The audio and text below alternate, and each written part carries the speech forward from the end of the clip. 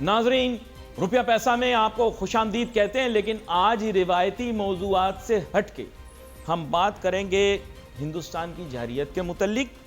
और बुनियादी बात यह कि कल शहर में, मुल्क में बहुत ज़्यादा पैनिक था।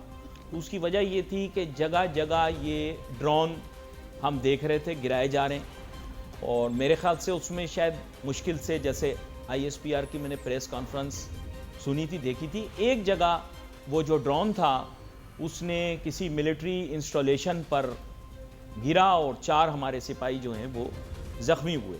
लेकिन उसके अलावा सिवाय ये कि एक सिविलियन कैजुअल्टी भी हुई, लेकिन बाकी जगह जो है वो ड्रोन गिरा दिए गए, वो कोई मौसर ना रहे, गैर मौसर हो गए। कराची के अंदर भी ऐसा सुनने में आया। आजकल तो बच्चों का खिलौना भी टूट रहा है, तो कराची के लोग बोल रहे हैं ड्रोन आ गया, ड्रोन आ गया। इतने नहीं आए भाई ड्रोन, मेरे ख्याल 2 की इतला थी। तीसरी के मुतालिक जो शाम को एक खबर आई थी कि एक ड्रोन और गिरा। ठीक है, वैसे मजमूई तौर पर तो बहुत सारे ड्रोन आए और उनको तबाह किया, और मेरे ख्याल से चंद ने जो है वो कोशिश की होगी कि वो पाकिस्तान की हदूद में दाखिल हो सकें, या तो उनको वहीं पर ही रोक दिया गया होगा, या फिर जो है अंदर आने के बाद वो फिर खौफ में मुब्तला होकर वापस चले जाएं, इस तरह भी हो सकता है। लेकिन उनके मुतालिक अभी मज़ीद इतलात हमें रिसीव होंगी तो हम आपको बताएंगे। अच्छा, सबसे पहले मैं बता दूं यार, एक तो पूरा मुल्क जो है ना, सब लोग डॉक्टर PhD बन जाते हैं। भाईजान सुने इस बात को, ये ड्रोन वो वाला ड्रोन नहीं था वो जो आपने इंग्लिश फिल्मों में देखा है। ये ड्रोन और किस्म का ड्रोन था। ये ड्रोन जो है ना, बुनियादी तौर पे एयर डिफेंस सिस्टम्स को टारगेट करने के लिए बनाया।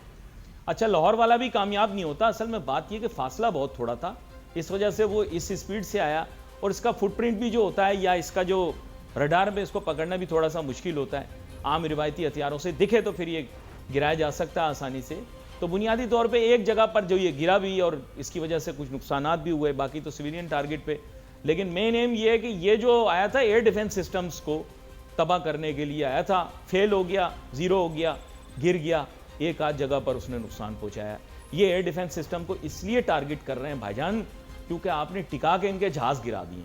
ठीक है, अब बंदे को बड़ी एम्बेरसमेंट होती है। इंडिया बहुत बड़ा चौधरी बना हुआ था, लेकिन आपने जो है वो उसका गुरूर खाक में मिला दिया, तो उनकी हट तो रही होगी ना वहाँ बैठकर। प्रेस कॉन्फ्रेंस में सवाल जवाब तो होते नहीं है, कमेंट वो देते नहीं है। जितने पागल खाने हिंदुस्तान के, जितने पागल खाने हिंदुस्तान के, वो उन्होंने खोल दिए। जितने पागल थे उनको टीवी पे बिठा दिया, बोले ये एनालिस्ट। नहीं, मैं सही बता रहा हूं आपको साथ भाई, ये वहां के जितने पागल खाने, मतलब दिल्ली के, बिहार के, जहां जहां के पागल खाने, सारे पागल खानों के मरीज छोड़ दिए। बोला आप लोगों को आज़ादी, आप टीवी पे जाके एनालिस्ट बन के बैठ जाए। वो इंडियन टीवी पे बैठे हुए पागलों की तरह अपने भी कपड़े फाड़ रहे हैं, एंकर के भी कपड़े फाड़ रहे हैं, गालियां दे रहे हैं, बदतमीजियां कर रहे हैं, बद इखलाकियां कर रहे हैं, बद तहजीबियां कर रहे हैं। बंदा हैरान हो रहा है यार ये क्या है। खैर, मेरे साथ बहुत ही अहम मेहमान शामिल गुफ्तगू हैं, जनाब सैयद उबैद शाह साहब, जो कि एक एनालिस्ट भी हैं, और काफ़ी देर से हम दोनों बेताब प्रोग्राम शुरू हम गुफ्तगू कर सकें। वेलकम करता हूँ आपको। Thank you. सैयद उबैद शाह साहब, आपको पता होगा कि अब एक तो मैं ऐसा महसूस करता हूँ कि वो सनसनी फैला रहे हैं, हमें इतनी सनसनी नहीं फैलानी चाहिए। दूसरी बात ये कि ये क्रिकेट मैच की तरह जंग होती है। क्रिकेट मैच भी जैसे जैसे फील्ड में लड़ा जाता है, खेला जाता है, इसी तरह जंग भी जो है वो सरहदों पे लड़ी जाती है।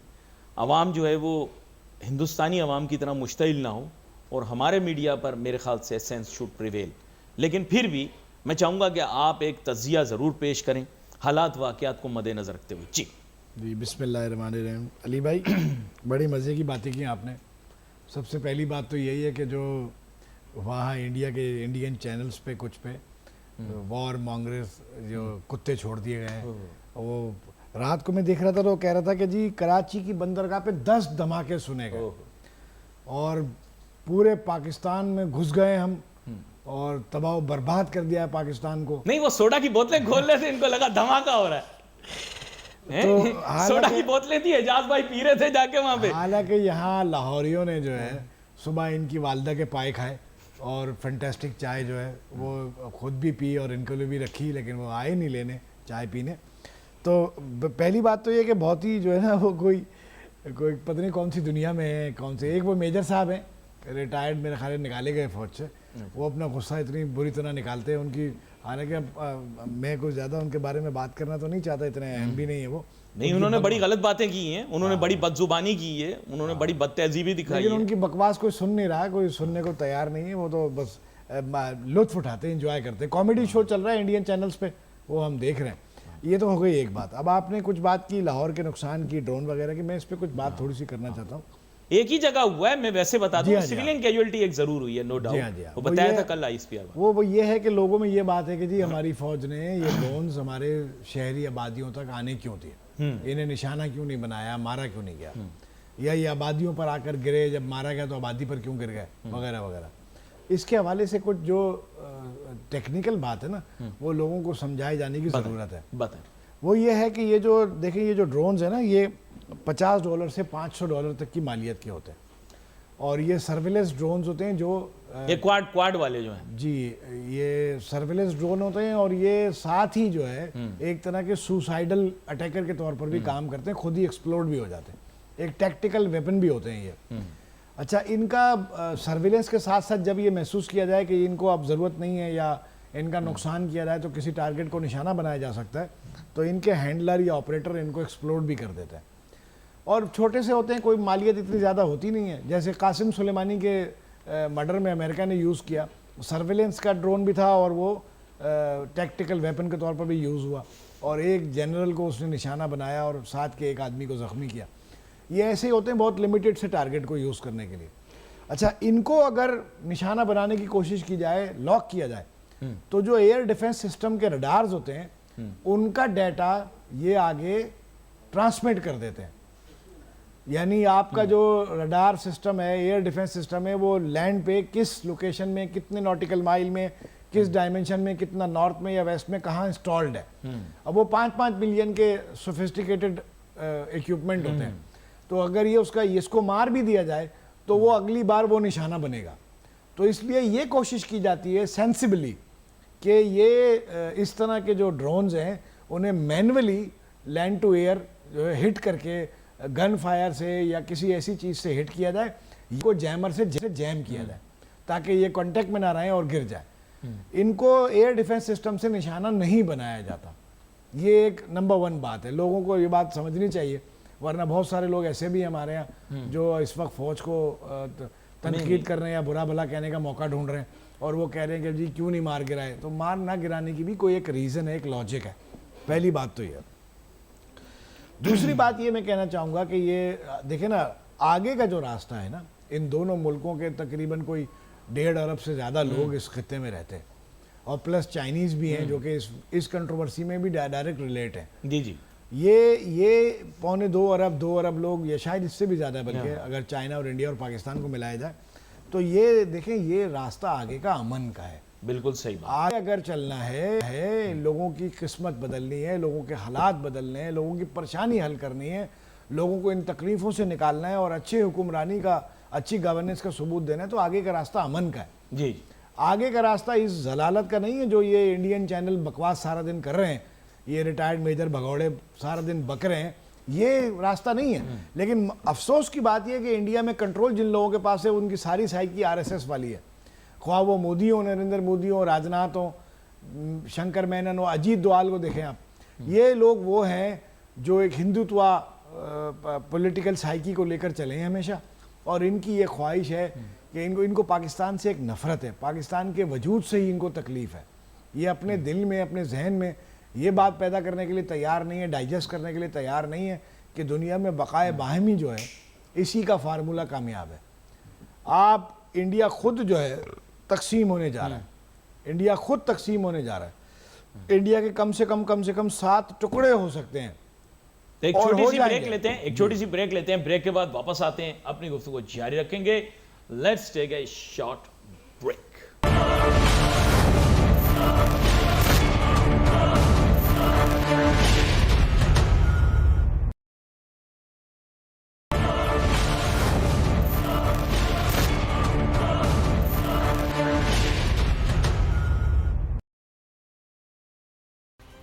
नाजरीन, आप जानते होंगे कि पाकिस्तान के अंदर जब नरेंद्र मोदी साहब वजीर आज़म बने हिंदुस्तान के, तो पाकिस्तान के तज्जिया ख्वार जो थे उन्होंने कहा कि बहुत अच्छा काम हुआ है, हमारे तज्जिया ख्वारों ने शोर मचा दिया कि वाह वाह वाह, हिंदुस्तान में मोदी जीत गया, पाकिस्तान के लिए बहुत अच्छा है।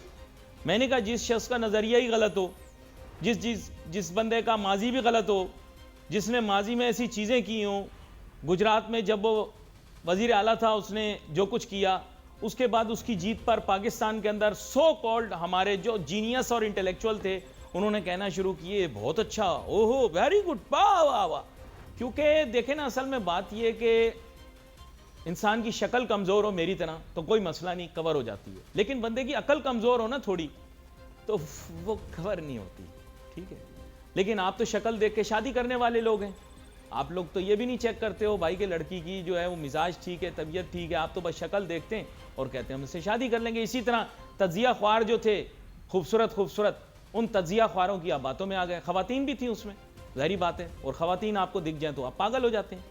तो मैंने उस टाइम टीवी पर कहा कि नरेंद्र मोदी वजीर आजम बना है, यह बड़ा नुकसान होगा पाकिस्तान को, लेकिन आपके सियासतदानों तक ने डिस्को डांस किया और कहा कि जनाब नरेंद्र मोदी आ गया, अब कश्मीर का मसला हल हो जाएगा, आप यह भी याद कराऊं। और मैंने कहा कि सियासतदानों को कि भाईजान आपको कुछ नहीं पता, आप लोग जो खराब करोगे माहौल को। लोग यहां से जहाज ले लेके दिल्ली गए मिलने के लिए मोदी से, मांग के जहाजों पे गए लोग कि हम जाकर मिलेंगे मोदी से, उससे ताल्लुकात बढ़ाएंगे। मैंने बोला ये गलती ना करना, लेकिन आप लोगों को पता कुछ नहीं, क्या करें यार, आप लोग एलईडी के दौर में ट्यूबलाइट हो। अब मेरी बात सच साबित हो गई, छोटा सा एंकर हूं मैं, इतना सा, ये इतना, लेकिन बात मेरी सही थी। अभिनंदन की दफा आपको याद होगा, यहां हर आदमी बोल रहा है यार जाने दो, बच्चा है, जाने दो, बच्चा है। मैं कह रहा था भाई अभिनंदन को वापस नहीं करना, नो, इसको वापस किया, ये दोबारा करेंगे। ये एक बंदा गलती करे ना, खुद ही आप लोग ही यार ये बार बार मिसाल देते हैं कि एक मोमिन जो है वो 2 दफा नहीं डसा जाता, तो आप क्यों अपने आप को फंसा रहे हो? लेकिन आप लोगों ने ऐसा किया, मुझे पता था, आप टेंशन दे के वापस करते, कभी नहीं आपको वो तंग करते दोबारा, लेकिन आपने नहीं मानी। यार 2% का एंकर ही हूं ना, सही बात भी करूं तो 2% का एंकर हूं इसलिए, लेकिन भुगतावा क्या होगा, इंसान की कदर नहीं देखी जाती, इंसान की बात की कदर देखी जाती है। खैर एनीवे, जाने दें इस बात को। सैयद उवैद शाह साहब मेरे साथ मौजूद हैं, मेरे ख्याल से मेरी बात से इत्तेफाक नहीं करते होंगे, शायद ये भी इख्तिलाफ करें, लेकिन कोई बात नहीं है, मैं बुरा नहीं मानता, मेरी बात इस पूरी कौम ने नहीं सुनी, आप भी अगर नहीं मानेंगे तो बात नहीं। जी उवैद शाह साहब माजरत। बात ये है अली भाई, आपने कहा छोटे से एंकर है, छोटे से नहीं है, साइज आपका बड़ा है माशाल्लाह।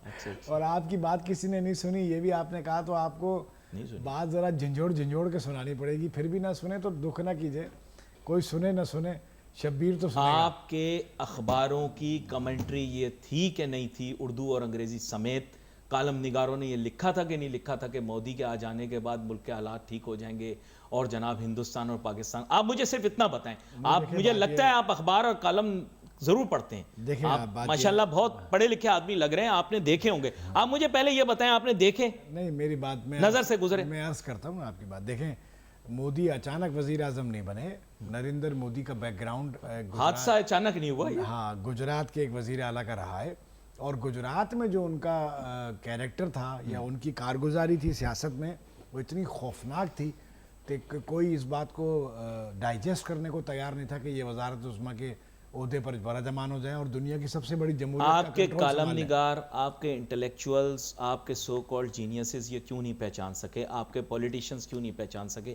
मैं आपको अखबारात में बयानात दिखा देता हूँ, कालम दिखा देता हूँ। लेकिन अली भाई, आप गलत लकीर पीट रहे हैं, कोई रोक नहीं सकता था पाकिस्तान जाके मोदी को वज़ीर आज़म। नहीं, खुशियां क्यों मनाई गई, मैं ये बोल रहा हूँ, खुशियां क्यों मनाई गई? आपने देखा खुशियां मनाई गई? नहीं, हमेशा मिठाई बांटा रह गया था, बाकी खुशियां मनाई गई। आपको पता हो, अगर आप याद करें कि नरेंद्र मोदी साहब पर अमरीकी वीज़े के लिए पाबंदी लगी हुई थी, जब वो वजीर आजम बने वो अमेरिका का वीज़ा नहीं ले सकते थे।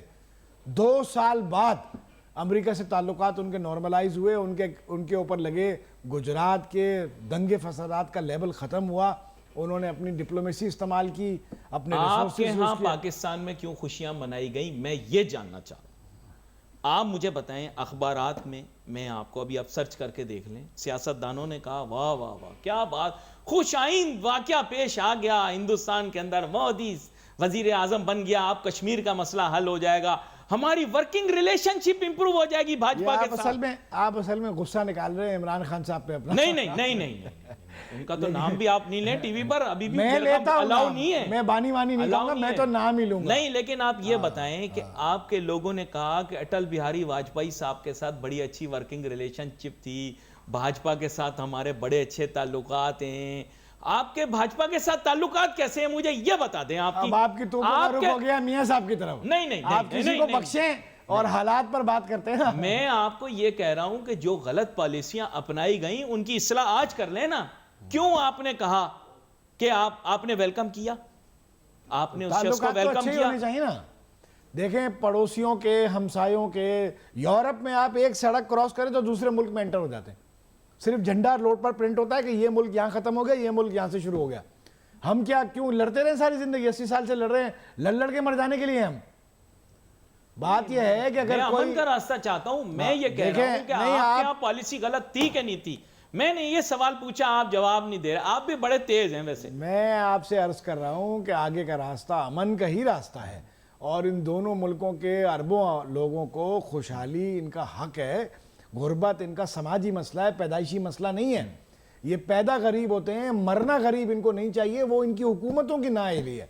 अगर इनकी हुकूमतें इन्हें तालीम नहीं दे पाती, पीने का साफ़ पानी नहीं दे पाती, इनकी हुकूमतें इन्हें इलाज मुआवजे की सहूलियात नहीं दे पाती, सरकारी अस्पतालों में पैनाडोल नहीं मिलती, गिरानी है, ज़ख़ीरा अंदोज़ी है, मिलावट है, मयारी खाना दस्तियाब नहीं है, हिफ्ज़ान सेहत के उसूल मद्देनज़र नहीं रखे जाते, प्राइमरी हेल्थ केयर का खर्चा एडवांस हेल्थ केयर से दुगना तिगना है। तो हमें ये हमारी हिंदुस्तान में भी यही सिचुएशन। बिल्कुल, तो मैं यही कह रहा हूँ, दोनों मुल्कों में यही हालात है ना। मैं कह रहा हूँ अमन का रास्ता हमारी खुशहाली और हमारी तरक्की का रास्ता है। ये बात आपकी अब मैंने तो आपसे देखें डायरेक्ट सवाल पूछा था कि आप मुझे बताएं कि पाकिस्तान में इसका मतलब है कि तज्जिया खारों की तज्जिया खारी गलत निकली कि नहीं निकली। देखें, मैं तो आपकी बात से मैं इत्तेफाक कर रहा हूं। आप कह रहे हैं अमन, मैं कहता हूं अमन। मैं कहता हूं कि अमन को क्यों पीछे छोड़ा जाए।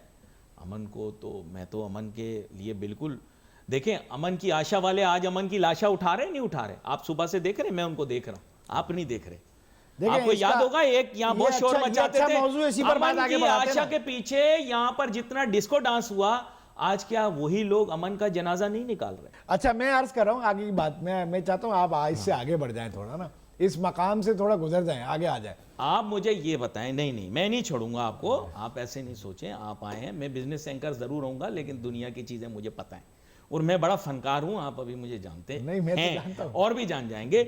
मैं आपको ये कह रहा हूं कि अमन की आशा वाली बातें की गई, आज वही लोग अमन की लाशा निकाल रहे हैं। दोनों तरफ वो लोग अमन की लाशा उठाए फिर रहे हैं। जी। मैं आपसे सवाल ये पूछता हूं कि मेन एम ये कि आप भी अमन के हक में, मैं भी अमन के हक में, लेकिन उनकी जो फिलॉसफी है वो अमन वाली नहीं। वो अमन की बात करने को तैयार ही नहीं हो रहे। आप मुझे बताएं, डे वन से हम कह रहे हैं डिस्कशन करें, इसी से आगे बात करें, इसी से आगे चले ना। हाँ। मैं ये कहता हूँ, मेरी एक राय है, हाँ। और नाक़िस भी हो सकती है, गलत भी हो सकती है, लेकिन मेरा एक ख्याल है कि इंडिया में जो अलहदगी की तहरीकें हैं, कम से कम 7 हिस्सों में तकसीम जो है हिंदुस्तान का मुकद्दर है। और जब ये हिंदुस्तान 7 हिस्सों में तकसीम होगा ना, तो ये हिंदुस्तान के और इस खित्ते के लोगों को बेहतरीन मुस्तकबिल की तरफ जो है वो गामजन हो जाएंगे और पेशकदमी का मौका मिल जाएगा। हिंदुस्तान में खालिस्तान बिल्कुल ऑन कार्ड्स है। आप देखें अभी की जो लड़ाई है, इस लड़ाई में हिंदुस्तान ने 4 फायर मिसाइल जो है अमृतसर से किए और 3 फायर अपनी तरफ ही किए। 3 मिसाइल खुद को ही मारे और 1 मिसाइल पाकिस्तान की तरफ भेजा। पाकिस्तान की तरफ जो भेजा, वो पाकिस्तान में जो एयर डिफेंस सिस्टम है उसने उसको नाकारा बना दिया। और जो इंडिया की तरफ 3 भेजे गए, जाहिर है वो इधर उधर कहीं गिर गए। इंडिया ने ये इम्प्रेशन देने की कोशिश की कि पाकिस्तान ने सिखों के इलाके पे हमला किया है और फायर किया। यानी ये एक तरह की जो स्ट्रैटेजी आप इंडिया की देख रहे हैं, अभी आप समझें, अगर गौर से इसको देखें। पहले दिन देखें 6 और 7 मई की रात उन्होंने आधी रात को मिसाइल से और जहाज़ों से पाकिस्तान पर हमला किया सबसे पहले। ये अब कंफर्म रिपोर्टें रॉयटर्स की, AFP की, CNN की भी कि तकरीबन 75 जहाज़ इंडिया से फाइटर जेट्स उड़े और पाकिस्तान की तरफ आए। पाकिस्तान ने उनको बड़ी कामयाबी से निशाना बनाया और उसमें से पाकिस्तान ने दावा किया कि हमने 5 जहाज़ उनके मार गिराए। 30 जहाज़ पाकिस्तान के उस वक्त फ़िज़ाओं में थे। तो 5 जो मार गिराए उनमें से इंडिया ने खामोशी पहले इख्तियार की और बाद में एक दिन गुजरने के बाद कल उन्होंने तस्लीम कर लिया कि 2 राफेल तैयारों को नुकसान पहुंचा है। उनके मलबे की वीडियो भटिंडा से भी आ गई है और AFP ने भी कंफर्म कर दिया कि जी, लेकिन यॉर्कर बॉल आपने खेली नहीं, आपने घुमा दी वही बात। मैं आपसे ये पूछ रहा हूं कि पाकिस्तान को अपनी स्ट्रेटजी डीलिंग विद इंडिया जो है उसको रीथिंक करना पड़ेगा सैयद उबैद शाह साहब।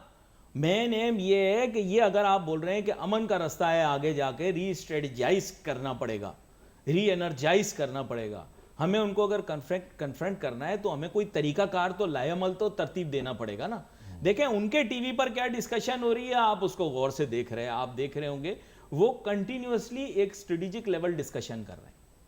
हम सिर्फ एक रिएक्शनरी डिस्कशन कर रहे हैं। हमारे मुल्क में कोई वॉर यूफोरिया नहीं है, हमारे यहाँ कोई टेंशन नहीं। जैसे आपने कहा लोग नाश्ते खा रहे हैं, लोग एंजॉय कर रहे हैं, ये वो सब चल रहा है। मैं भी खुल के नाश्ता करके प्लेटफॉर्म से ये बताना चाह रहा हूँ, वहाँ पे जो बता रहे हैं पाकिस्तान 99% तबाह हो गया। मैं उनको नहीं देखिए उनको बताना वो कंप्यूटर ग्राफिक दिखा रहे हैं सिर्फ, ऐसा कुछ भी नहीं। बताना चाह रहा हूँ कि हम बहुत खुश हैं, हम अल्हम्दुलिल्लाह जिंदगी मामूल पे है और 100% अच्छी तरह हम अपने काम कर रहे हैं। सड़कों पर गाड़ियों का रश भी ख़त्म नहीं हो रहा।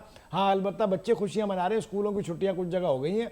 इन हालात में हमें कोई तकलीफ़ नहीं है और हम आइंदा भी जो है वो ये चाहते हैं कि हम अमन से रहें। और तकलीफ़ अगर आपको चैन नहीं पड़ रहा हमारी खुशी से, तो हम इंशाल्लाह आपको अगले 24 घंटे में तकलीफ़ देने के लिए तैयार हैं। देखें इंट्रोस्पेक्शन क्या होती है। सबसे पहले मैं क्या करता हूँ, पाकिस्तान के जितने चैनल हैं सबसे पहले अब तक लगाता हूँ, अब तक देखता हूँ इसमें क्या खबर आ रही है। फिर उसके बाद मैं कोशिश करता हूँ कि दुश्मन के माइंड को पढूं, उनका भी मैं यूट्यूब पे जाकर चेक करता हूँ वो क्या चला रहे हैं। और ये बात जो आपने की इसकी मैं तायद करता हूँ कि इस तरह वो तासुर दे रहे हैं कि जैसे को बड़े पैमाने पर उन्होंने हमला कर दिया। लेकिन उसके बाद मैं जाता हूँ इंटरनेशनल मीडिया पर, और इंटरनेशनल मीडिया जिसमें CNN, BBC, स्काई न्यूज़, बशमूल DW, फ्रांस 24, सबकी खबरें थोड़ी थोड़ी देख लेता हूँ। आजकल ये डिजिटल हमें अलाउ करता है। मैं आपको ये बताऊँ कि वेस्टर्न मीडिया की रिलेटिवली न्यूट्रलिटी है, बल्कि मैं कहूँगा कि थोड़ा सा टिल्ट पाकिस्तान की तरफ है। जितनी रिपोर्टिंग हो रही है उसमें गैर रिवायती तौर पर मैं आपको बता रहा हूँ कि पाकिस्तान के साथ इंटरनेशनल मीडिया रिलेटिवली सिंपथाइज कर रहा है। हमने 5 जहाज बोले, तकरीबन आप समझें कि 2 से 3 जहाज जो है वो इंटरनेशनल मीडिया ने ही कंफर्म कर दिए। आपने भी देख लिया होगा, राइटर्स की खबर भी मैंने देख ली सुबह में, CNN ने भी कर दिया, राइटर्स ने भी उसको मतलब ये कि उसको कोट कर दिया। तो ये मेरी जो जनरल अंडरस्टैंडिंग है। इंडिया की तरफ से तो Q&A है ही नहीं, वो तो एक भी नहीं मान रहे, जहां तक मैं आपसे वही अभी जानूंगा। अब तो उन्होंने कल तो उन्होंने एक मान लिया। अब पता नहीं वो भी मानते हैं, कभी 3 मानते हैं फिर मना कर देते हैं। भटिंडा से जो LH वर्टिकल टेल जहाज की आई ना, जिसमें MH88 इंजन है, वो उन्होंने मान लिया कि वो राफेल है। उस दुम की बोली लगा दें। पाकिस्तान में म्यूजियम में लगाएंगे हम। ये वहां की जो दुम है जहाज, अच्छी बात की आपने, ये अच्छी जो दुम है जहाज का वो यहाँ भेज दिया जाए। देखें ये बताऊं मैं आपको, म्यूजियम में लगाएंगे। मैं आपको लाना चाह रहा था अब तक की सूरत हाल में पाकिस्तान की अचीवमेंट की तरफ। वो जो बकवास कर रहे हैं पाकिस्तान में आग लग गई, मर गया, बर्बाद हो गया, हम गौ माता के पाए नाश्ते में खा के आए नहीं, लेकिन मैं आपको लाना चाह रहा था यहाँ तक। आप उबैद शाह साहब, जो माँ अच्छी वो होती है जो अपने बच्चे को गलत काम करने से रोके। अच्छा, जो माँ चोरी करने पर इनाम देना वो सगी नहीं होती, लेकिन फिर वो सौतेली होती है। लेकिन वो वाला बाप जो फिर वो नहीं, बुरा ना मानना, फिर ऐसा तासुर हिंद का हो सकता है, मोमिन का नहीं। बुरा ना मानना, ऐसा तासुर जो गलत काम करने पर शाबाशी दे या दूसरे की गलती पर वाह वाह करे, फिर उसका हिंद वाला हो सकता है। लेकिन दिल से वो फिर मोमिन नहीं हो सकता। अच्छा आगे चलते सैयद उबैद शाह साहब, आपने तमसील कर दी। ये सब बातें टीवी पे चल रही हैं। हम माशाल्लाह पूरी कौम मुहिब वतन है। आज 9 मई का दिन है और मैं सलाम पेश करता हूं कि हुकूमत पाकिस्तान और पाक फौज ने इस दिन की मुनासबत से जो है ना वो कोई वो नहीं किया, बल्कि मुल्क को मुत्तहिद किया। इसकी वजह से मैं माथा चूमना चाहता हूँ हमारी हुकूमत का। ये बड़ा अच्छा अमल हुआ है, क्योंकि बहुत सारे लोगों ने मुल्क में इंतशार पैदा किया और आज के दिन भी कोशिश की कि जनाब इस चीज़ को हाईलाइट किया जाए। लेकिन अल्लाह का करम है कि हुकूमत पाकिस्तान और पाक फ़ौज ने इस दिन का एहतराम इस हिसाब से किया है कि जो है वो आज आप देखें कि हम दुश्मन को इसका जवाब दे रहे हैं। हमारे दुश्मन बैरूनी हैं, हम सब मुहिब वतन पाकिस्तानी हैं। अल्लाह ना करे कोई भी पाकिस्तान के अंदर ऐसा शख्स नहीं है। ये जो बात आपने की, जज्बाती बात की, मैं समझ पा रहा हूँ आपके माइंडसेट को, लेकिन मैं आपको वैसे बताना चाह रहा हूँ, अल्लाह का करम है, मेरे वालिद साहब वॉर हीरो थे, मेरे दादा माशाल्लाह वो भी पाक फौज में थे। अल्लाह का करम है, मेरे वालिद साहब ने 2 जंगें लड़ी माशाल्लाह। अभी उनका अल्लाह के करम से काफ़ी कसीरुल उम्र थे वो, उनका इंतकाल हुआ। अल्लाह का करम है कि उनको फौज का एजाज़ ही उनको जो है वो, जब वो कब्रिस्तान के अंदर उनको ले जाया गया तो उनको सलूट दिया गया उनकी यूनिट्स की तरफ से। और माशाल्लाह तमाम जो पाक अफवाज की ख़ास तरीन शख्सियात हैं, उन सब ने गुलदस्ता भी भेजा, फूल का वो भी भेजा जो पहनाते हैं। और ये एक बात आपने की, मैं इसका बड़ा सख्त ऑफेंस लेता हूँ। अल्लाह ना करे 13 लांसर्स मेरे पूरे ख़ानदान की जो है वो भर्ती वहाँ पर हुई। अल्लाह का करम है, मेरे दादा ने पाकिस्तान की आज़ादी पर यह कहा कि मैं कायदे जूते पॉलिश करूँ, मेरे लिए ये शर्फ की बात है। और अल्लाह का करम है कि वो पाकिस्तान आए, पाक फ़ौज में भर्ती हुए और यहाँ पर उन्होंने फ़राइज़ अंजाम दिए। गोरा बहादुर की फ़ौज में थे, फिर वहाँ से पाकिस्तान की फ़ौज में आए, यहाँ पर खिदमत की। मेरा पूरा ख़ानदान इस वक्त फ़ौज में, अल्लाह का करम है, सब मेहनत और काविश के साथ काम कर रहे हैं और हम लोग सब मुहिब वतन पाकिस्तानी हैं। इस बात का मैं सख्त नोटिस लेता हूं जो सैयद उबैद शाह साहब ने ये इशारा किया। अल्लाह ना करे मैं इस तरह की तमसील या इस तरह का इशारा आपने किया, अल्लाह ना करे। अभी हाजिर सर्विस मेरे रिश्तेदार मौजूद हैं, मैं पाक फौज को सलाम पेश करता हूं, पाक फौज के सारे अफसरान को सलाम पेश करता हूं, पाकिस्तान के सारे सिपाहियों को सलाम पेश करता हूं। यहां पर एक छोटी सी ब्रेक लेते हैं, ब्रेक के बाद वापस आते हैं, गुफ्तगू जारी रखेंगे। Let's take a short break.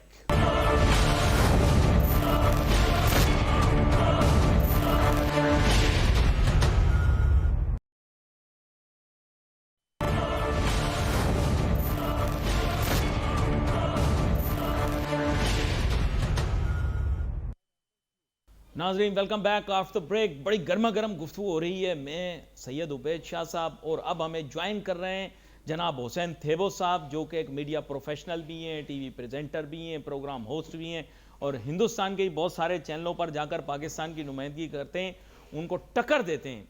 Welcome करता हूँ आपको हुसैन थेबो साहब।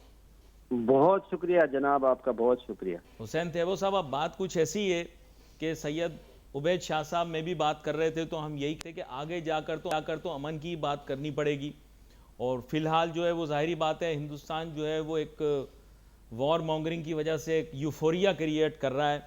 लेकिन हुसैन थेबो साहब, एक मैं मीडिया एंगल आपसे डिस्कस करना चाहूँगा। हम ब्रेक के दौरान भी बात कर रहे थे, मैं ये देख रहा हूँ कि आपने भी शायद ये नोटिस किया हो कि जितना भी इंसान बाइखलाक हो के उनके साथ अमन की बात करे या मुतवाजिन बात करे, they are unwilling to recognize any reason and any logic। सही कह रहा हूँ गलत कह रहा हूँ? आप तो उनके मीडिया पे गए भी हैं जी। देखिए जी, बात ये ना कि ये जो नरेंद्र मोदी ने ये जो गोदी अपना मीडिया बनाया हुआ है, उन्होंने अपने एक नैरेटिव बिल्ड किए हुए हैं। खास तौर पे अगर आप देखें तो इन्होंने ये सारी मीडिया को पहले यूज किया कांग्रेस के लिए, फिर इन्होंने सारी मीडिया को यूज किया वहां पे जो दिल्लत रहते हैं, मुसलमान रहते हैं, सिख रहते हैं। अभी आप कैन यू इमेजिन, अभी सुबह वहां की एक क्रेडिबल जर्नलिस्ट है हमारी, यहाँ इस्लामाबाद में भी आती रहती है, बरखा दत्त, उन्होंने सुबह ट्वीट की कि पाकिस्तान के अंदर लोग इतने डर गए हैं कि 5,71,000 और इतने लोग सऊदी अरब भाग रहे हैं। अब उन पागलों को कोई बताए कि ये रूटीन मैटर है, वो लोग हज पे जा रहे हैं। मतलब इतना सेंस इन लोगों के पास नहीं है। और आप दुनिया देख रही है इसको, बीबीसी जो रिपोर्ट कर रही है इसको, जो CNN रिपोर्ट कर रहा है, आप देखिए वो। और बाय द वे याद रखें, बरखा दत्त साहिबा थोड़ी सी मतलब नॉर्मल तस्वर की जाएंगी उनके मीडिया में, नहीं मतलब उनके यहाँ थोड़ी सी सेंसिबल तस्लीम की जाती है। अभी मैंने थोड़ी देर पहले आपके प्रोग्राम के बाद मैंने एक ट्वीट किया है, जो कांग्रेस की तर्जमान ने नरेंद्र मोदी की अगेंस्ट चार्जशीट दी है।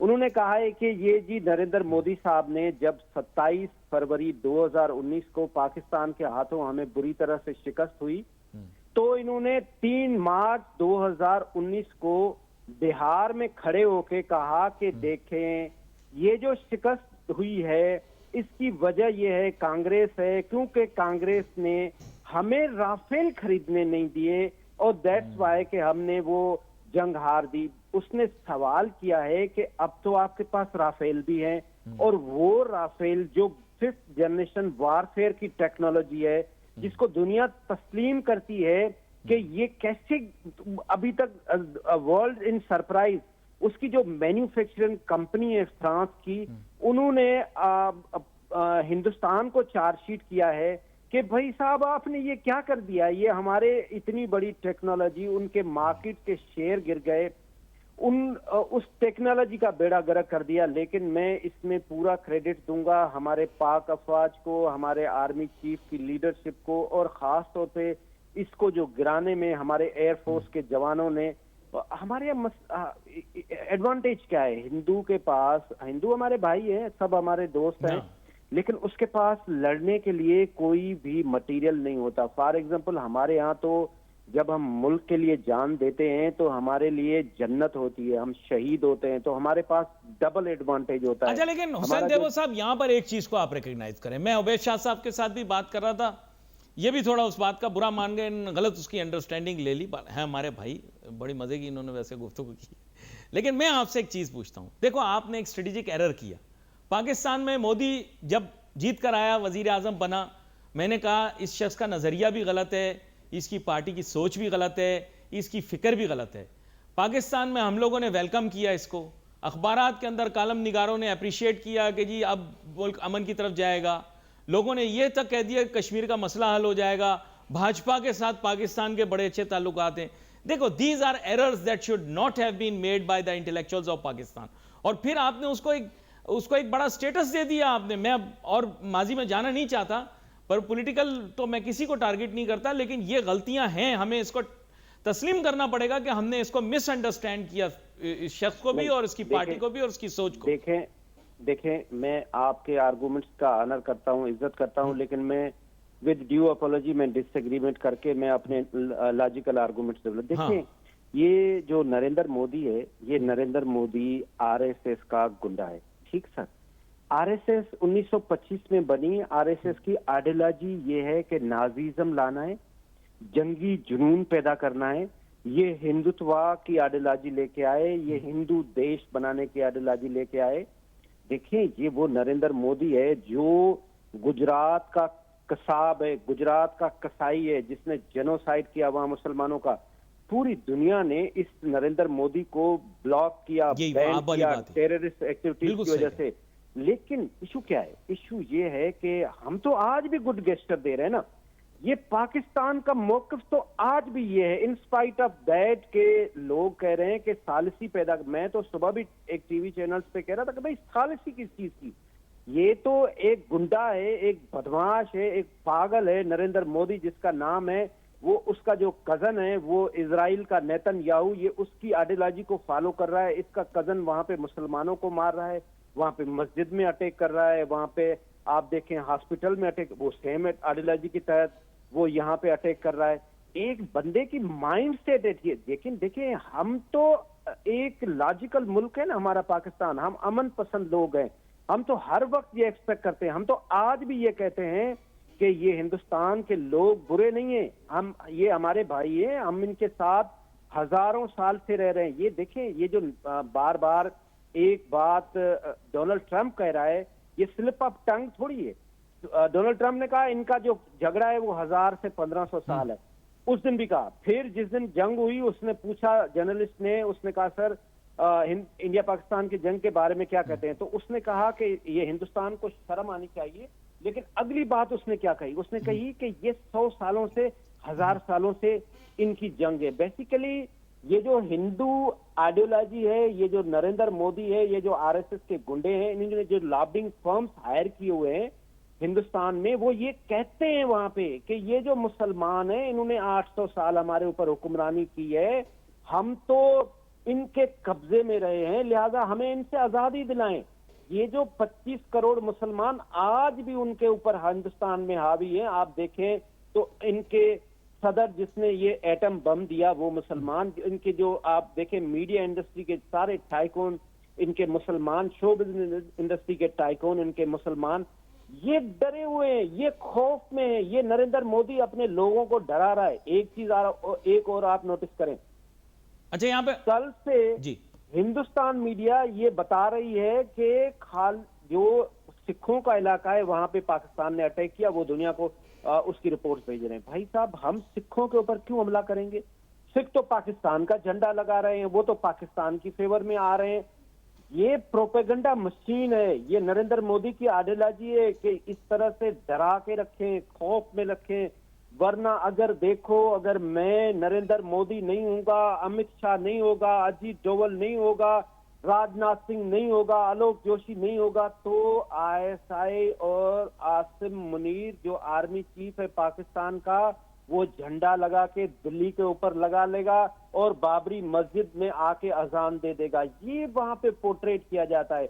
चलिए इस मौजूद के ऊपर आपके पास वापस आता हूं। मेरे साथ यहां पर सैयद उबैद शाह साहब भी हैं, उनको भी गुफ्तगू में शामिल करूंगा। एक जायजा आप मेरे ख्याल से जो अभी बात की हुसैन तैयब साहब की जो गुफ्तगू हुई, उस पर अगर आप कुछ कहना चाहें, और उसके अलावा जो बात मैं और आप कर रहे थे कि अब मीडिया को, आप पता होगा आज हुसैन तैयब साहब, शुक्र है वीपीएन वाला सारा खेल खत्म हुआ। मैं तो शुरू से कह रहा था कि ट्विटर को आज़ाद करना चाहिए, एक्स को आज़ाद करना चाहिए, ताकि पाकिस्तानी जो है मुंह तोड़ जवाब दे सकें, दुनिया में कोई भी हमारा दुश्मन हो। लेकिन शुक्र है नाउ सेंस हैज़ प्रिवेल्ड। आज जो है नाजरीन आपको पता होगा, आप बगैर वीपीएन के चेक करेंगे, इंशाल्लाह आपका एक्स काम कर रहा होगा। और मैं शुरू से यही कह रहा था कि पाकिस्तानी मुहिब वतन लोग हैं, सारे पाकिस्तानी मुहिब वतन लोग हैं, सब यकजा हैं, सब एक हैं। दुश्मन के खिलाफ हम सब लोग एक दूसरे के ऊपर शक ना करें। अपने ही घर के अंदर कभी अपने बीवी बच्चों के ऊपर और माँ बाप के ऊपर आप शक करेंगे तो आप आगे नहीं बढ़ सकेंगे। इसी तरह ये हमारा पूरा पाकिस्तान जो है ये एक है, हम सब एक हैं। एक दूसरे के ऊपर उंगली बिल्कुल ना उठाएं। सियासी जमातों से बालातर होके अब पाकिस्तान के बारे में सोचें। और यहाँ पर मैं चाहूँगा कि सैयद उबैद शाह साहब, आप एक तो तज़िया भी पेश कर दें, दूसरा सोशल मीडिया के अंदर जो आप कह रहे थे कि पाकिस्तानियों ने मुंह तोड़ जवाब दिया, उसके बारे में भी अपना तज़िया दें। जी अली भाई, बात यह है कि जंग में जो है वो एक कहावत है कि सबसे पहले मौत सच की होती है, और सच की जो मौत हुई वो इंडिया के जानिब से तो वो उस दिन से ही हो गई जब 23 अप्रैल को पहलगाम का वाक़या हुआ। हालांकि सेंसिबली अगर कोई ज़िम्मेदार हुकूमत होती, जैसे हुसैन तैयब भाई ने भी कहा कि ये जो टीम है अजीत डोवाल और मोदी साहब की, बाकी लोग राजनाथ सिंह वगैरह, ये अगर सेंसिबल होते, 1% भी अपने मुल्क के लोगों से इन्हें हमदर्दी होती और उनके हालात बदलने में दिलचस्पी होती, तो ये मामले को किसी एक फेयर इंडिपेंडेंट इन्वेस्टिगेशन की तरफ ले जाते और पाकिस्तान को भी दावत देते कि भाई आप आ जाएं, ज्वाइन करें, और आप देखें कि यहाँ कौन जिम्मेदार ठहराया जा रहा है, अकाउंटेबल हो रहा है। बहरहाल उसी दिन first casualty of war is truth, बड़ी अहम इन्होंने बात की है। इसीलिए आपका कलमा गो एंकर ला इलाहा इल्लल्लाह मुहम्मद रसूलुल्लाह, इर्रिस्पेक्टिव के जैसे भी हालातों सच बोलना है। जंग की कैफियत के अंदर मोहम्मद सल्लल्लाहु अलैहि वसल्लम, हमने आप दुरूद शरीफ भी पढ़ लें एक दफ़ा। यहाँ पर छोटी सी ब्रेक लेंगे, ब्रेक के बाद वापस हाजिर होते हैं, अपनी गुफ्तगू को जारी रखेंगे।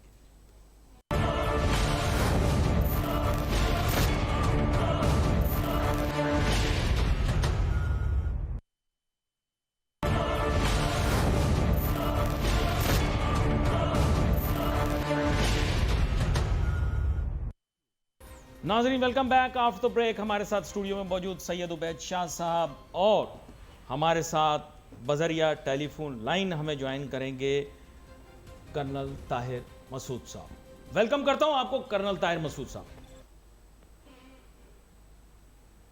वेलकम करता हूं आपको कर्नल ताहिर मसूद साहब। आपको मेरी आवाज आ रही है? तो उबैद शाह साहब की जानिब जाते हैं, इनसे अपनी बात मुकम्मल कर लेते हैं, तब तक हम उनसे रब्ता कर लेते हैं। तो मैं चाहूँगा उबैद शाह साहब, आपने सोशल मीडिया की बात शुरू करनी थी, मगर आगाज़ तो आपने कर दिया, मैं चाहूँगा उसके बारे में आप हमें ज़रूर बताएं। जी अली भाई, बात ये मैं ये कहना चाह रहा था कि देखें, जंगें जो है वो बज़ाहिर तो फ़ौजी लड़ते हैं, अफवाज लड़ती है, लेकिन जीतती और हारती जो है ना जंगें, वो पूरी कौमें हैं। या तो कौम सुरखरू होती है, फतेहयाब होती है, या कौम शिकस्त खाती है और मफतू हो जाती है और माले गनीमत बन जाती है। तो हम अगर देखें, ये ऐसा जब लड़ाई किसी बैरूनी दुश्मन से हो, खारजी हमला आवर से हो, तो उस वक्त अंदरूनी इख्तलाफात तो बिल्कुल ख़त्म कर देने चाहिए, बालाए ताक रख देने चाहिए।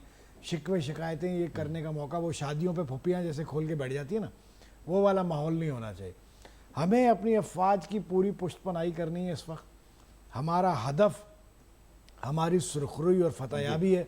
हमें दुश्मन पर बरतरी हासिल करनी है, उसे पैगाम देना है, उसे सबक देना है कि वो कभी आगे हमारी आइंदा आने वाली नस्लों को भी मैली आंख से न देखे। बड़ा अहम नुकता ही है। यहाँ पर कर्नल ताहिर मसूद साहब भी हमें ज्वाइन कर रहे हैं। वेलकम करता हूँ कर्नल ताहिर मसूद साहब आपको। थैंक यू सो मच जी, बहुत शुक्रिया। कल साहब, हम देख रहे हैं कि जो सिचुएशन अभी इमर्ज कर रही है, जाहिर बात है वो थोड़ी सी डिफरेंट है, क्लैरिफाई हो रही है। आप देख रहे होंगे कि unfortunately within our media fraternity not everyone is educated enough to understand and digest the information that is being conveyed to us, जिसकी वजह से बहुत सारा पैनिक वैनिक क्रिएट हो रहा है। पर आप अपना रिव्यू दीजिएगा कि जो सिचुएशन अभी इमर्ज कर रही है, इसके बावजूद कि इंडिया ने कहा है कि जी हम इसको एस्केलेट नहीं करना चाह रहे, हम रिएक्शन नहीं चाह रहे, लेकिन उसके बावजूद हमारे एयर डिफेंस सिस्टम्स के ऊपर ड्रोन्स भेजे गए, तो वो ये चीज़ मेरे बाला ताक है। I can not comprehend what they are saying and what they are doing. Why is this conflict occurring here? जी देखिए, इंडिया का तो शुरू से ही यही वतीरा रहा है, उसमें तो किसी किस्म का कोई शक नहीं है कि वो कभी भी सीधी बात नहीं करते, सच नहीं बोलते, और वो अपनी तरफ से जो मीडिया के अंदर उस तरह का है कि उसके हिसाब से तो तकरीबन वो आधा पाकिस्तान पता भी कर चुके हैं। एक पायलट पकड़ लिया, पता नहीं वो गायब है, उसका नाम भी हमें पता नहीं है, उसकी शक्ल भी नहीं पता, हमें तस्वीर भी नहीं दिखा सकते, और पता नहीं क्या क्या हमने कौन कौन सीसीटीवी अटैक कर दिया, क्या कर दिया। तो आप उनकी इन बातों पे ना जाएं। तो इसलिए जो है कभी वो सीधी बात नहीं करेंगे। उनका अब बस नहीं चल रहा। मेरा तो जो अपना पर्सनल ओपिनियन या एनालिसिस है कि वो फर्स्ट अटैक में ही आपको काफी ज्यादा नुकसान पहुंचा देते हैं। जो अपना उनका एम था कि एक झूठा और फाल्स फ्लैग जो ऑपरेशन है उसकी आड़ लेकर, और अपनी तरफ से उन्होंने बड़ी एक इंटरनेशनल सपोर्ट भी गैदर करने की कोशिश की, जो कि वो खातरखा कामयाब नहीं हुए उसमें। बट वो उस चक्करों में आके उनका इरादा ये था कि जी शुरू में ही एक ऐसा इनको एक झटका दे दो कि अपने लोगों के सामने सुरखरू हो जाए और पाकिस्तान किसी किस्म का रिटेलिएट करने के काबिल ना रहे। अभी सूरत हाल इस वक्त ये है कि जो वो शुरू वाले अटैक हुए, ये 8 या 9 जो मिसाइल आया, और उसके बाद ये फिर ड्रोन वाला जो डिबैकल हुआ है, बाकी लाइन ऑफ कंट्रोल पे तो रूटीन में भी चलता रहता है, तो इसलिए इसको हम इतना ज्यादा सीरियसली लेते नहीं है। तो उसके अलावा अभी तक, और वो पानी वाला तो शुरू में इन्होंने बहुत पहले कर दिया था, तो उसके अलावा कोई ऐसी चीज है नहीं। लेकिन पाकिस्तान ने अभी तक अपने सारे कार्ड्स जो है ना अपने सीने के साथ लगा के रखे हुए हैं कि जिस चीज का अब उन्हें खौफ भी और फ्रस्ट्रेशन भी है, उस फ्रस्ट्रेशन में आके इस तरह की खबरें फैलाना और इस तरह के भड़के मारना और ये सारा कुछ करना जो है वो मेन रीजन उसकी वो है। प्लस वो जो इतना बड़ा झटका लगा है राफेल वाला उनको, कि जिसके ऊपर वो बैंक कर रहे थे और उसको एक बहुत ही बड़ी चीज पोर्ट्रे किया उन्होंने अपने लोगों के सामने खुद ही, मे भी अपने को पर्सनल इंटरेस्ट की वजह से, कमीशन की वजह, जिस वजह से भी किया, तो वो एक मिथ ऐसा टूटा कि उसमें फ्रांस भी और राफेल कंपनी भी और सब जो है उनके लिए भी मुसीबत एक बन गई। तो ये सारी चीजें मिला जुला के तो यू अंडरस्टैंड कि जी फिर एक जब बंदा फ्रस्ट्रेट हो जाता है तो वो फिर कोई रेशनल और सही तरह की वो डिसीजन नहीं ले पाता और सही तरह एक्ट नहीं कर पाता। तो अभी इस वक्त यही सिचुएशन चल रही है कि एक तो उनको खतरा है कि पता नहीं क्या इधर से जवाब आएगा, और दूसरा जो है जो वो करना चाह रहे हैं उसमें कामयाब नहीं हो रहे। अच्छा, लेकिन मैं फ्रॉम ए स्ट्रेटेजिक पर्सपेक्टिव आपसे एक चीज़ जानना चाहता हूँ। अब we want to move towards peace. मेरे यहाँ पर गेस्ट सैयद उबैद शाह साहब भी यही कह रहे थे, आगे जाके we will have to talk peace. लेकिन राइट नाउ इतनी ज़्यादा वॉर मॉन्गरिंग हो रही है इंडिया की साइड पे, इतना ज़्यादा थर्स्ट और हंगर है फॉर मोर एस्केलेशन, कि मुझे समझ में नहीं आ रहा कि एक तरफ उनका नेशनल कम्प्लेक्शन जो है वो इस वक्त रेडी नहीं है पीस के लिए, लेकिन हम ज़रूर चाह रहे हैं कि पीस हो।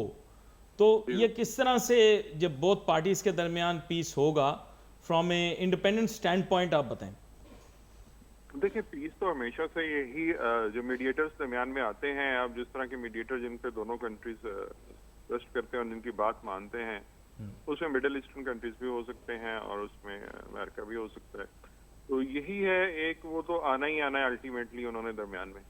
अब लेकिन उससे पहले पहले आपने क्या एम अचीव करने हैं। अभी इस वक्त अगर पीस होता है तो हम जो है ना थोड़ा सा वीकर विकेट पे आ जाते हैं कि हमने एक रिटेलिएशन का जो एक कहा हुआ था कि हम रिटेलिएट करेंगे और अपना राइट रिजर्व रखते हैं रिटेलिएट करने के लिए, तो हम इसी तरह से भी उस बात में अभी प्रेशर तो आ रहा होगा, डेफिनेटली पाकिस्तान में बहुत प्रेशर आ रहा होगा। और इंडिया तो मे बी खुद भी कह रहा हो कि जी हमने बस अपने लोगों के सामने एम अचीव करना था, किसी हद तक कर लिया, तो अभी किस तरीके से जान छोड़ो हमारी इस चक्करों से। तो पीस तो अल्टीमेटली आना ही आना होता है, लेकिन कब आना है और उसमें किस किस का कितना नुकसान होना है और उसके बाद आना है। क्योंकि अभी देखें वॉर जो है, फुल स्केल वॉर, ना तो वो इंडिया अफोर्ड कर सकता है हमारे साथ और ना हम अफोर्ड कर सकते हैं, क्योंकि दोनों न्यूक्लियर कंट्रीज हैं।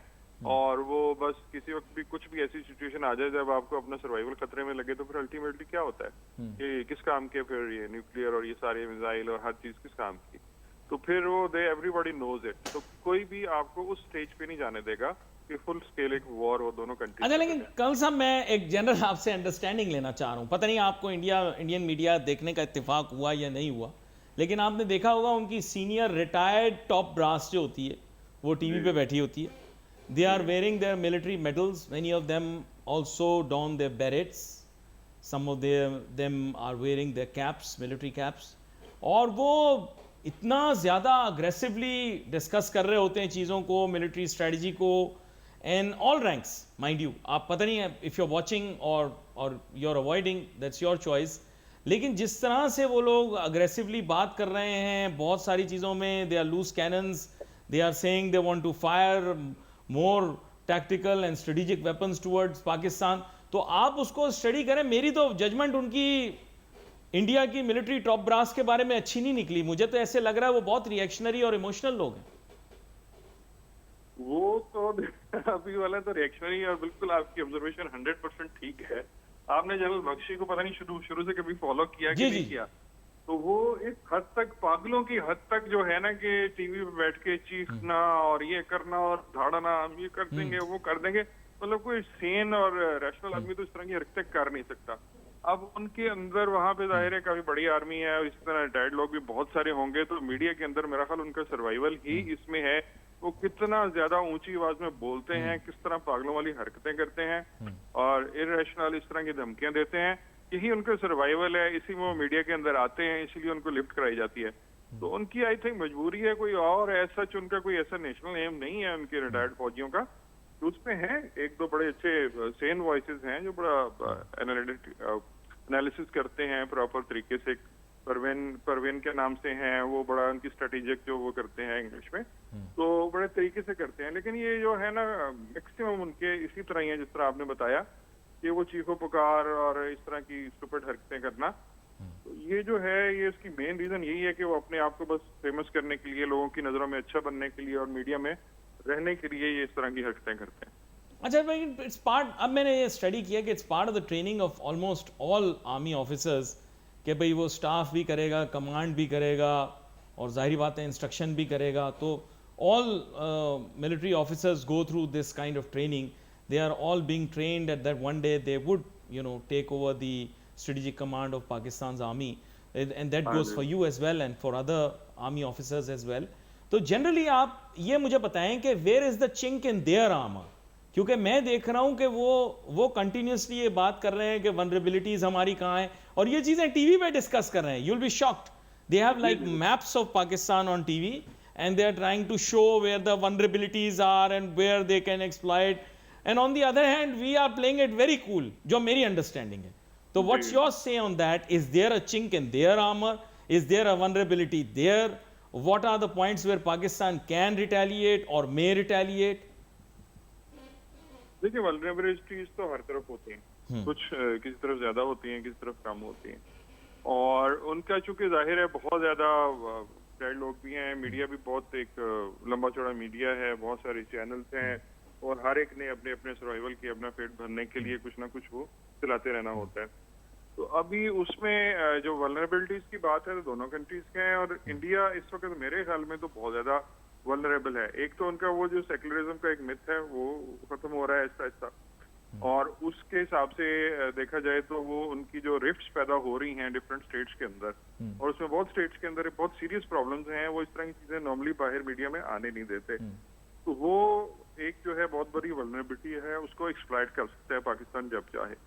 दूसरा जो वल्नरेबिलिटी उनकी इसमें आ जाती है आपकी वॉरफेयर के अंदर, वो उनके जो ट्रेनिंग है ट्रूप्स की और जो उनका मोरल है, वो पाकिस्तान के मुकाबले में जो है ना, मेरा पर्सनल एनालिसिस है कि बिल्कुल आप समझें कि अगर 0 to 100 की स्केल पे देखें तो कोई 10 के करीब होगा उनका, और पाकिस्तान को 90-99 होगा।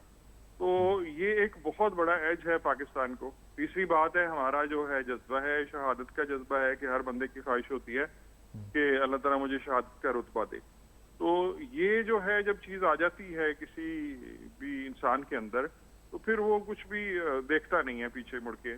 ये बड़ा अहम नुक्ता है जो आपने पेश किया। मैं आपकी तरफ वापस आता हूँ। यहाँ पर सैयद उबैद शाह साहब भी मेरे साथ मौजूद हैं। सैयद उबैद शाह साहब, आपने कर्नल ताहिर मसूद साहब की गुफ्तगू सुनी और उन्होंने बड़े अहम नुकात के ऊपर हमें जो है वो रोशनी डाली। आपने भी देखा होगा हिंदुस्तान, मेरे ख्याल से हिंदुस्तान जो बैटल जीतना चाह रहा है ना, वो ये टीवी मीडिया पर ही जीतना चाह रहा है। They don't want to win it on frontiers. और मैं ये देख रहा हूँ कि वो फ्रंटियर्स की तरफ देख ही नहीं रहे। वो जैसे क्रिकेट मैच से पहले जैसे हम भी कभी कभार शोर मचाते हैं, I think we should not duplicate what they are doing, we should do something else.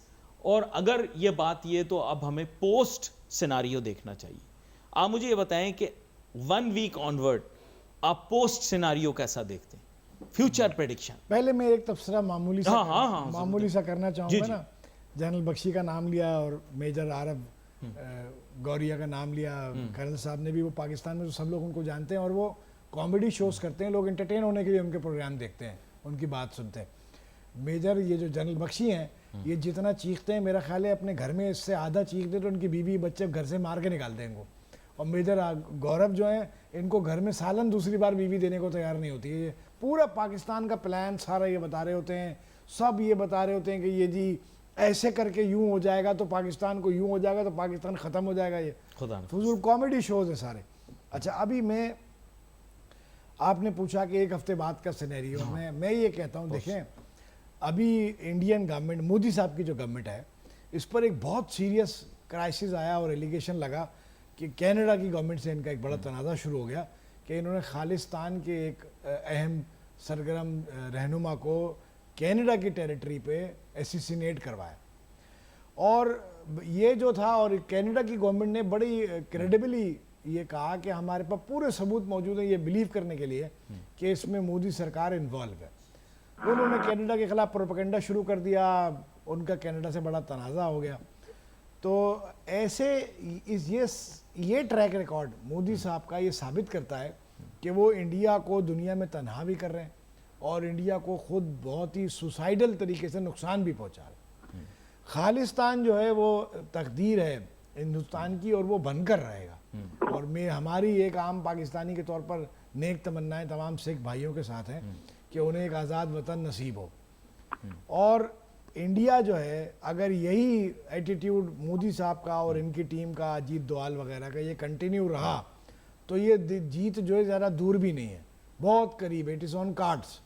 अगर हम अभी मुस्तकबिल करीब में मामलात नॉर्मलाइज हो जाएंगे और हम मामूल पर आ जाएंगे, लेकिन ये जो बीज वहाँ बोए गए हैं जो अब तनावर दरख्त बनने के करीब हैं इंडिया में, इंडिया की तकसीम के और अलहदगी पसंद तंजीमों के, ये अपना फ्रूट जो है वो जल्द अगले चंद सालों में देंगे।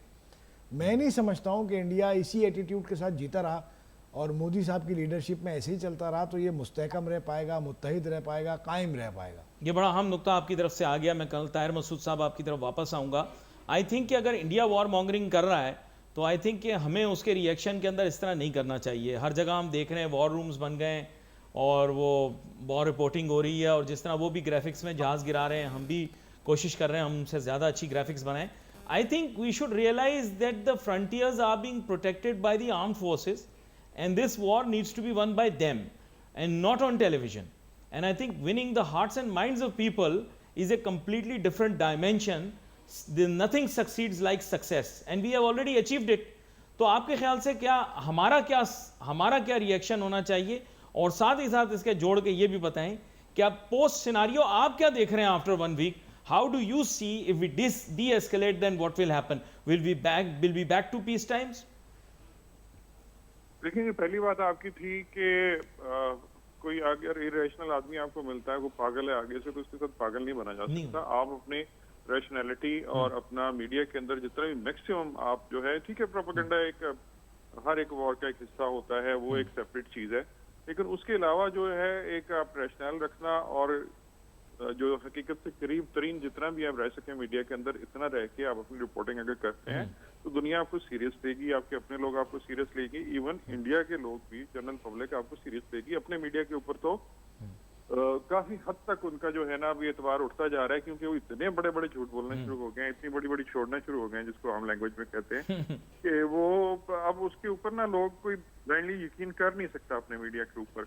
तो उनको वो फिर अपना रिसर्च करें, ये करें, वो करें, उसके बाद दोबारा से चेक करें, तो उसके बाद जाके कोई किसी खबर की तस्दीक हो जाए तो हो जाए। अदरवाइज तो मुझे नहीं लगता कि कोई अभी मीडिया का उनका कोई क्रेडिबिलिटी रही है। तो यही चीज अगर हम अपने मीडिया पे करेंगे तो जाहिर है हमारा मीडिया भी उसी हाल में हो जाएगा। अभी तो थोड़ा सा बहुत ये है कि हमारी क्रेडिबिलिटी उनसे कहीं ज्यादा बेहतर है।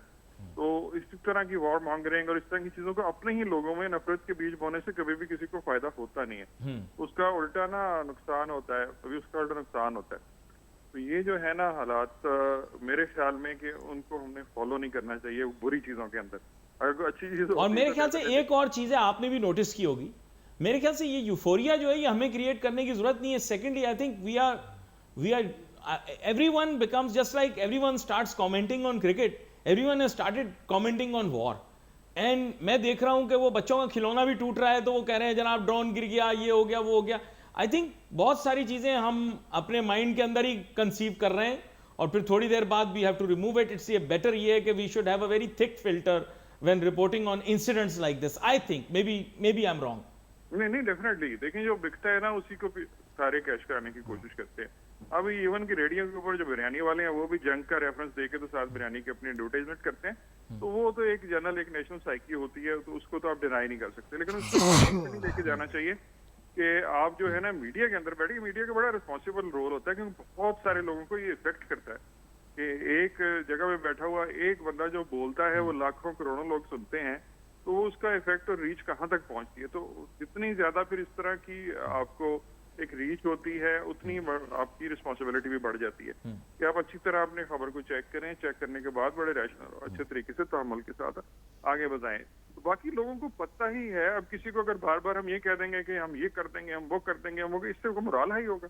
जब तक आप प्रैक्टिकली कोई स्टेप्स नहीं लेते तब तक अभी कोई भी इन चीजों पे बिलीव नहीं करता। अभी ये सोशल मीडिया का दौर है, बच्चे के पास मोबाइल फोन है, एक्सेस है, उसको फेसबुक भी है और टिकटॉक भी है और ट्विटर भी है, हर चीज है, तो उसको पल पल की खबर मिल रही है हर एक को। तो वो इस तरह के सिर्फ मीडिया के अंदर बैठ के अपना ही नुकसान करने वाली बात है अगर मीडिया में इस तरह की वॉर मॉन्गरिंग और इस तरह की झूठी सीधी खबरें फैलाता है कोई। बड़ा अहम नुकता आपने बताया, और इसके साथ साथ एक और अहम नुकता भी ये कि इंट्रोस्पेक्शन जो है वो करना बार बार बहुत जरूरी है। When I talk to many senior officers, they tell me that introspection is necessary. Even if you win the battle, you should think how you could have done it even better. You should rectify what may have not been according to the circumstances, and on the other hand you should see how you could have had even better results.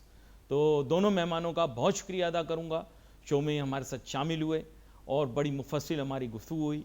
यहाँ पर नाज़रीन wait for messages on Facebook. Ali Nasir हमारी team को जाती है, अल्लाह हाफिज़। अभी subscribe करें ताकि कोई खबर रह न जाए।